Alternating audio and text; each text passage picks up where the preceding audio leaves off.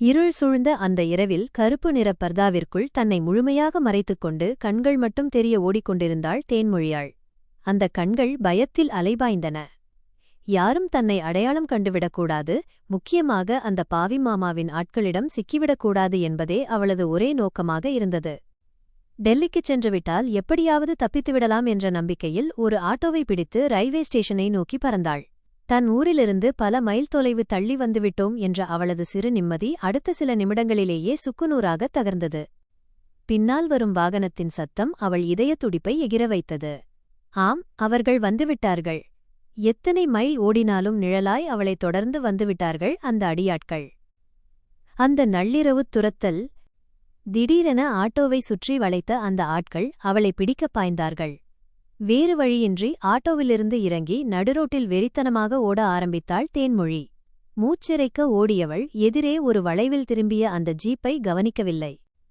கிரீச்! Break சத்தத்துடன் நின்ற அந்த ஜீப்பின் முன்னால் விழுந்தாள் தேன்மொழி. அதிர்ஷ்டவசமாக அது வளைவு என்பதால் வேகம் குறைவாக இருந்தது. ஜீப்பிலிருந்து கம்பீரமான ஒருவன் கீழே இறங்கி வந்தான். தேன்மொழி சுதாரித்து எழுந்து ஓடுவதற்குள் பின்னால் துரத்தி வந்த அடியாட்கள் அவளை கப்பென்று பிடித்துக் கொண்டனர். அந்த இளைஞன் ஏதோ சரியில்லை என்பதை தன் கூர்மையான பார்வையால் யூகித்தான். அந்த ஆட்களின் தோற்றமே அவர்கள் ரவுடிகள் என்பதை அவனுக்கு பறைசாற்றியது. என்ன பிரச்சினை இங்கே? அந்த இளைஞனின் குரல் அதிகாரத்துடன் ஒலித்தது. தேன்மொழி கண்ணீர் மல்க அவனை பார்த்து அலறினாள். ப்ளீஸ், என்னை காப்பாத்துங்க. இவங்க என்னை கடத்த பாக்கறாங்க. அவள் சொல்லி முடிப்பதற்குள் அந்த அடியாட்களில் ஒருவன் முன்னே வந்து, இதோ பாரு தம்பி, இந்த பொண்ணு என் தங்கச்சிதான். வீட்ல சின்ன பிரச்சினை, அதான் கோவிச்சுக்கிட்டு வந்துடுச்சு. நாங்க பார்த்துக்கிறோம், நீ கிளம்பு என்று மிரட்டலாகவும் நக்கலாகவும் கூறினான். சூழ்நிலை போர்க்களமாக மாறியிருந்தது. அந்த அடியாட்கள் தமிழை அடித்து வீழ்த்திவிட்டு தேன்மொழியை இழுத்துச் செல்ல முயன்றனர். ஆனால் அடுத்த சில நிமிடங்களிலேயே அங்கே போலீஸ் ஜீப்பும் தேன்மொழியின் மாமாவும் வந்து சேர விவகாரம் இன்னும் சிக்கலானது. நான் இவங்க கூட போக மாட்டேன், என்னை விட்டுடுங்க என்று தேன்மொழி கதறிய கதறல் அந்த நள்ளிரவு அமைதியை கிழித்தது. தமிழின் மனசாட்சி அவளை அந்த ஓநாய்களிடம் விட்டுவிட்டுச் செல்ல மறுத்தது. இங்க பாருங்க ஆபீசர், நான் கமிஷனர் கிட்ட பேசுறேன்.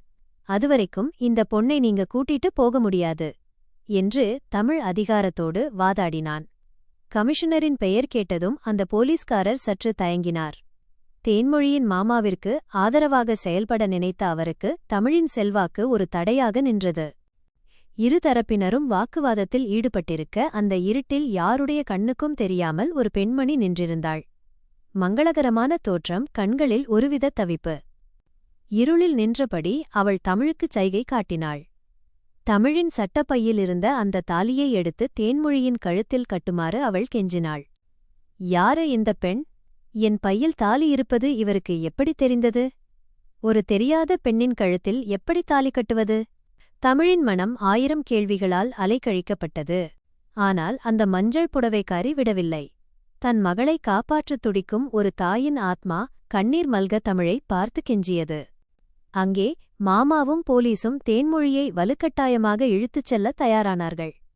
நாங்க பாத்துக்கிறோம் தம்பி, நீ இடத்தை காலி பண்ணு என்று மாமா எகத்தாளமாக சொல்ல தேன்மொழியின் அழுகுரல் அதிகமானது.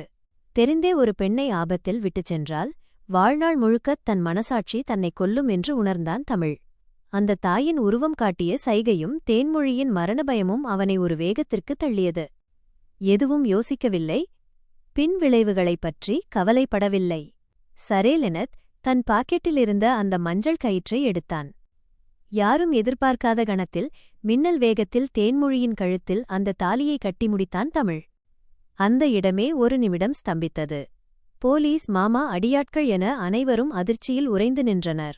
தேன்மொழியின் கண்களில் வழியும் கண்ணீர் இப்போது பயத்தினால் மட்டுமா அல்லது இந்த திடீர் மாற்றத்தினால்தானா என்பது அந்த இறைவனுக்கே வெளிச்சம். அந்த இடமே மயான அமைதியில் மூழ்கியது. தேன்மொழியின் மாமாவிற்கும் கூடவே வந்த அத்தைக்கும் அது பேரிடியாக இறங்கியது. தேன்மொழியை தங்கள் பிடிக்குள் வைத்து அவள் மூலமாக மொத்தச் சொத்தையும் சுருட்டலாம் என்று அவர்கள் போட்ட கணக்கு அந்த ஒரு மஞ்சள் கயிற்றால் தரைமட்டமானது. போலீஸ்காரர் இப்போது கைகளை பிசைந்து கொண்டு நின்றார். கமிஷனரின் தொடர்பு ஒருபுறம், கழுத்தில் ஏறிய தாலி மறுபுறம். இங்க பாருங்க, இனிமேல் இந்த பொண்ணு ஒருத்தனுக்கு மனைவியாயிட்டா. இதுக்கு மேல இவங்களை நீங்க தொந்தரவு செஞ்சா சட்டம் சும்மா இருக்காது என்று எச்சரித்து அவர்களை அனுப்பி வைத்தார்.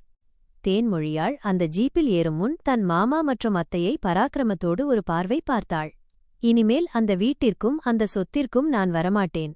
உங்களை என் வாழ்நாளில் பார்க்கவும் விரும்பவில்லை என்று தீர்க்கமாகச் சொல்லிவிட்டு ஜீப்பில் ஏறினாள். ஜீப் நகர ஆரம்பித்தது.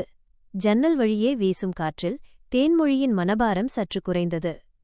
அந்த நரகத்திலிருந்து தப்பித்துவிட்டோம் என்ற நிம்மதி ஒருபுறம் இருந்தாலும், இனி என் வாழ்க்கை என்னவாகும்?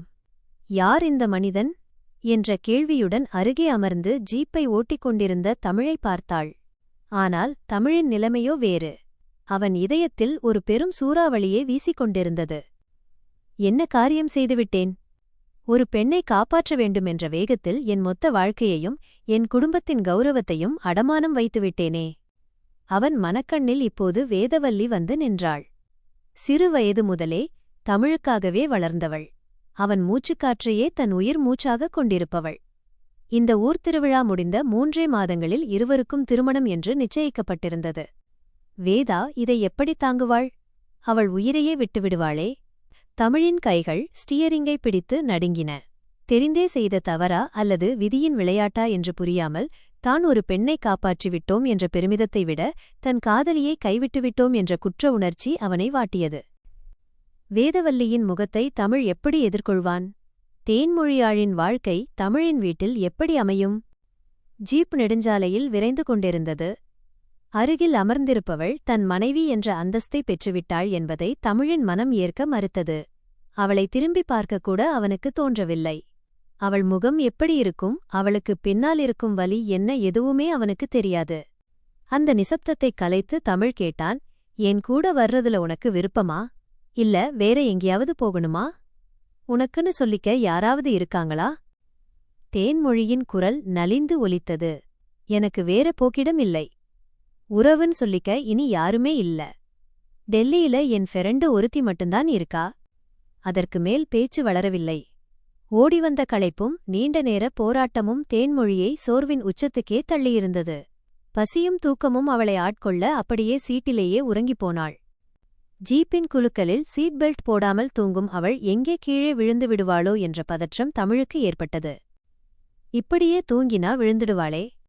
வெறுப்பும் குழப்பமும் ஒருபுறம் இருந்தாலும் மனிதாபிமானம் அவனை தூண்டியது. மெதுவாக, மிக மெதுவாக அவள் தலையை தன் தோள்மேல் சாய்த்தான்.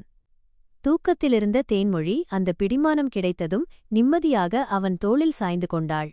அவளது பாரம் தன் தோளில் விழுந்தபோது தமிழின் மனதில் இனம் புரியாத ஒரு பாரம் அழுத்தியது. அவள் விழித்துவிடக் கூடாது என்பதற்காக ஜீப்பின் வேகத்தை குறைத்து நிதானமாக ஓட்டினான். அதிகாலை பனி மெல்லப்படரத் தொடங்கியது. வாட்டும் குளிரில் தேன்மொழியின் உறக்கம் கலைந்தது. கண் விழித்தவள் தான் அவன் தோளில் சாய்ந்திருப்பதை உணர்ந்து சட்டென விலகி அமர்ந்தாள். சுற்றிலும் பார்த்தவளுக்கு வழி நெடுகத் தெரிந்த பச்சைப்பசேல் வயல்களும் அதிகாலை வெளிச்சமும் புதுமையாக இருந்தது. இன்னுமா போறோம்?